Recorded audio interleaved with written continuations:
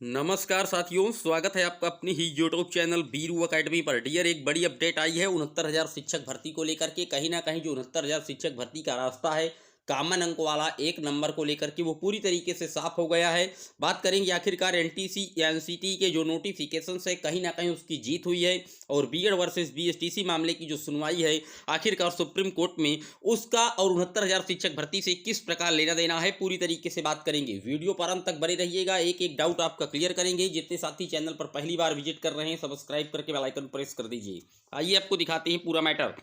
आप देख पा रहे हैं आपकी स्क्रीन पर लगा हुआ है डियर कि 4 साल कानूनी लड़ाई के बाद अभ्यर्थियों को मिलेगी नौकरी। डियर, ये चूंकि वही मामला है जो कि पहले लगभग 69,000 शिक्षक भर्ती हुई थी लगभग 3-4 साल पहले, और उसमें जो एक प्रश्न था वो कहीं ना कहीं विवादित था। विवाद आपके सामने पहले लिखा है, समझा देते हैं। जो 69,000 शिक्षक भर्ती परीक्षा की बुकलेट संख्या प्रश्न संख्या 60 में था, उसमें एक प्रश्न पूछा गया था और उस प्रश्न में जो चारों ऑप्शन दिए गए थे वो चारों ही ऑप्शन गलत थे। तो उसको लेकर के छात्र हाईकोर्ट का दरवाजा खटखटाए थे। तो हाईकोर्ट ने सभी छात्रों को एक अंक कॉमन करने का आदेश कर दिया था। लेकिन राज्य सरकार, चूंकि वो भर्ती प्रक्रिया काफ़ी तेजी के साथ स्पीड से भर चुकी थी, तो राज्य सरकार ने सोचा कि एक अंक वाले अभ्यर्थियों को नियुक्ति पत्र न देना पड़े। इसके लिए राज्य सरकार ने सुप्रीम कोर्ट का दरवाजा खटखटा दिया और अपनी जो रिट है या एसएलपी है वो सुप्रीम कोर्ट में दायर कर दी। लेकिन आखिरकार सुप्रीम कोर्ट ने भी जो हाई कोर्ट का आदेश था एक अंक देने का, उसी पर अपनी मुहर लगा दी, और जो सरकार की एसएलपी थी उसको पूरी तरीके से डिसमिस कर दिया था माननीय सुप्रीम कोर्ट ने। तो वही मुद्दा है, हाईकोर्ट ने सरकार को लताड़ लगाई है कि 2 महीने के अंदर आपको इनको नियुक्ति पत्र देना ही है। और इसमें अगर सिर्फ याची लाभ देता है हाईकोर्ट तो लगभग 1,000 से ज़्यादा छात्र जो है चयनित हो रहे हैं। लेकिन इसी 69,000 शिक्षक भर्ती में एक 6800 सूची का मैटर भी है, जिसके जो आर्डर है हाईकोर्ट के द्वारा वो भी रिजर्व है, और बहुत जल्द उसका आर्डर जो है कहीं ना कहीं आउट होने वाला है। तो अब 4 साल की कानूनी लड़ाई के बाद तो वही दिखा रहा है कि अभ्यर्थियों को मिलेगी नौकरी, और जो एक अंक वाले छात्र हैं उन सभी को अब नियुक्ति पत्र देना पड़ जाएगा, क्योंकि गलत अंक का एक मैटर था। बेरोजगारों ने हाईकोर्ट से लेकर सुप्रीम कोर्ट तक लड़ी है लड़ाई। एक नंबर से पास हो रहे अभ्यर्थियों को मिलेगी नौकरी। देखिए, अब एनसीटी जो 28 जून 2018 का गजट है उससे ये भर्ती प्रक्रिया पूरी तरीके से प्रभावित है।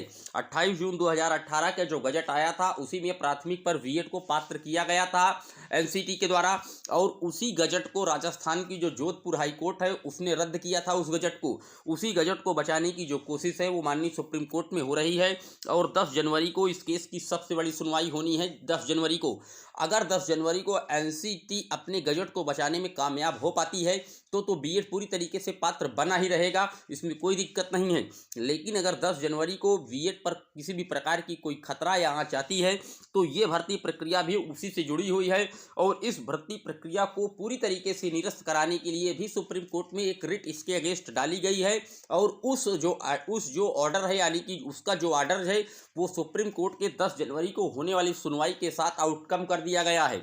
तो अगर आज की डेट में बात की जाए तो जो इन छात्र लगभग 1000 से 1500 छात्र इसमें चयनित होने जा रहे हैं, कहीं ना कहीं एनसीटी नोटिफिकेशन की जीत है, ये बिल्कुल तय है। क्योंकि एनसीटी का जो नोटिफिकेशन निकला था उसी के आधार पर ये भर्ती प्रक्रिया रन में है, और लगभग 2 से 3 साल इस भर्ती प्रक्रिया को कंप्लीट हुए हो चुका है।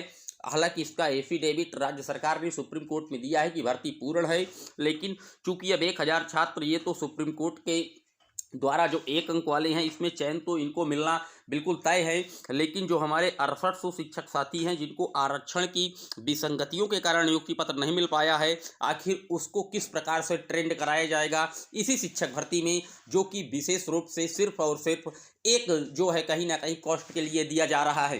हाई कोर्ट का जैसे ही आर्डर आएगा 6800 वाले में, तभी ये कन्फर्म हो पाएगा कि अब ये 69,000 शिक्षक भर्ती किस करवट बैठने लगी है।